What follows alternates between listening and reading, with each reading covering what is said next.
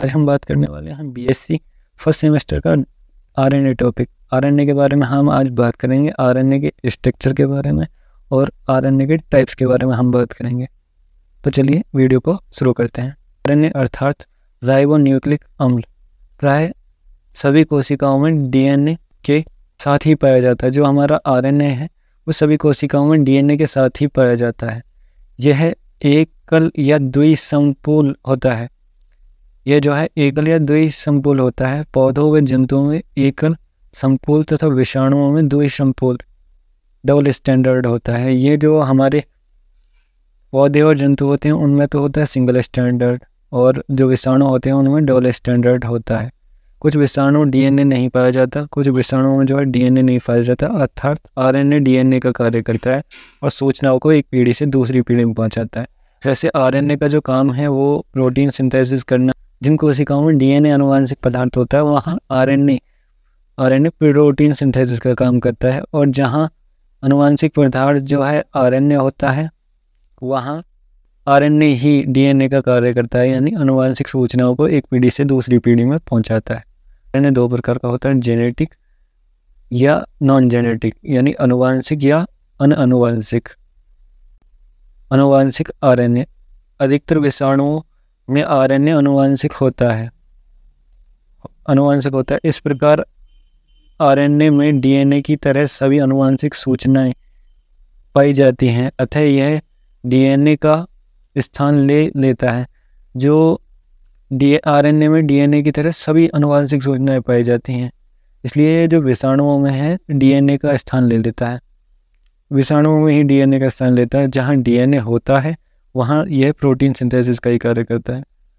विषाणुओं में आरएनए एकल व द्विसंपूल होता है, यानी सिंगल या डबल स्टैंडर्ड होता है। द्विसंपूल डीएनए द्विसंपूल आरएनए यानी डबल स्टैंडर्ड जो आरएनए होता है वो नाइट्रोजन बेस युग्म डीएनए की तरह ही होता है, परंतु एडेनिन थाइमिन के स्थान पर यूरेसिल से युग्म करता है। जो एडेनिन है वो थाइमिन के स्थान पर यूरेसिल से युग्मन करता है। युग्मन यानी बॉन्ड बनाता है ये यूरेसिल से। एडेनिन थाइमिन से न बनाकर यूरेसिल से बनाता है आरएनए में।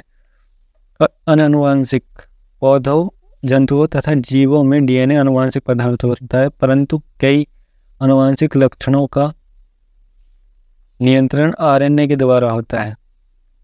जंतुओं में जो हमारी कोशिकाएं होती हैं उनमें डीएनए अनुवांशिक पदार्थ होता है, लेकिन कुछ लक्षणों का जो निर्धारण है वो आरएनए करता है, अतः इसे अनानुवांशिक कहते हैं।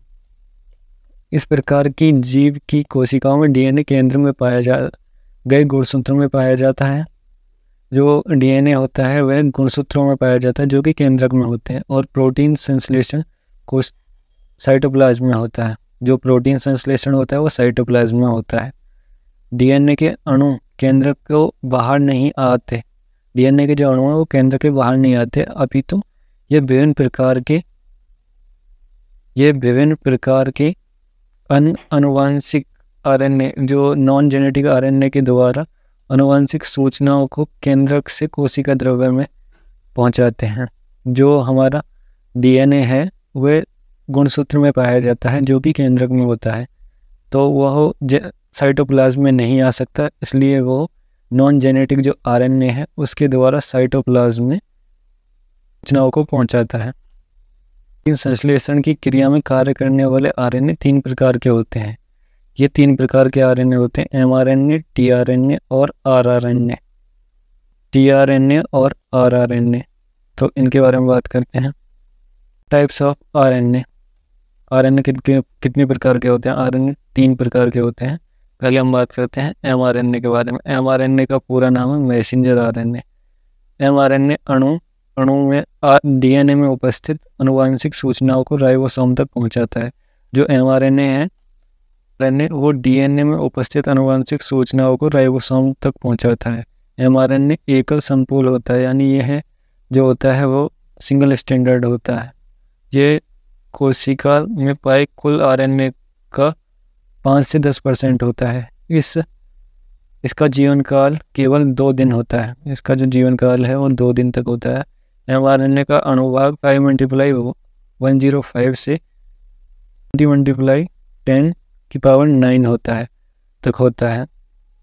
कोशिका में किसी भी प्रोटीन के संश्लेषण के लिए डीएनए उस प्रोटीन में पाए गए सभी एमिनो अम्लों को कोड करता है और एमआरएनए इस कोड को टीआरएनए तक पहुंचाता है। जो एमआरएनए है वो जो कोड करता है अमीनो एसिड्स को प्रोटीन, जो एमआरएनए है वो टीआरएनए तक कोड को पहुंचाता है, इस कोड को पहुंचाता है। हम बात करते हैं टीआरएनए के बारे में। टीआरएनए यह कोशिकाओं में पाए गए कुल आरएनए का 10 से 20% तक होता है। ये जो होता है वो 10 से 20% तक होता है। जो एमआरएनए होता है वो 5 से 10% तक होता है। इसके अणु प्राय छोटे होते हैं। इसका अणुभार 25,000 से 3,000 तक होता है। ये एंगस्ट्रॉम में होगा। ये प्रोटीन संश्लेषण में मुख्य कार्य करता है। ये जो हमारा प्रोटीन सिंथेसिस होता है उसमें ये मेन वर्क करता है और एमिनो अम्लों को जो डीएनए द्वारा कोड होते हैं, जो एमिनो अम्ल हैं उनको राइबोसोम तक पहुंचाता है। यानी एमआरएनए जो है वो टीआरएनए तक पहुंचाता है, टीआरएनए राइबोसोम तक पहुंचाता है। नंबर 3 हम बात करते हैं आरआरएनए के बारे में। आरआरएनए राइबोसोम में स्थायी रूप में पाया जाता है और कुल आरएनए का 80% भाग होता है। इसका कार्य ठीक से ज्ञात नहीं होता। इसका जो कार्य है वो अभी तक ठीक से ज्ञात नहीं है। ये हमारा जो है आरआरएनए, ये राइबोसोम में जो आरएनए होता है ये वही वाला आरएनए है।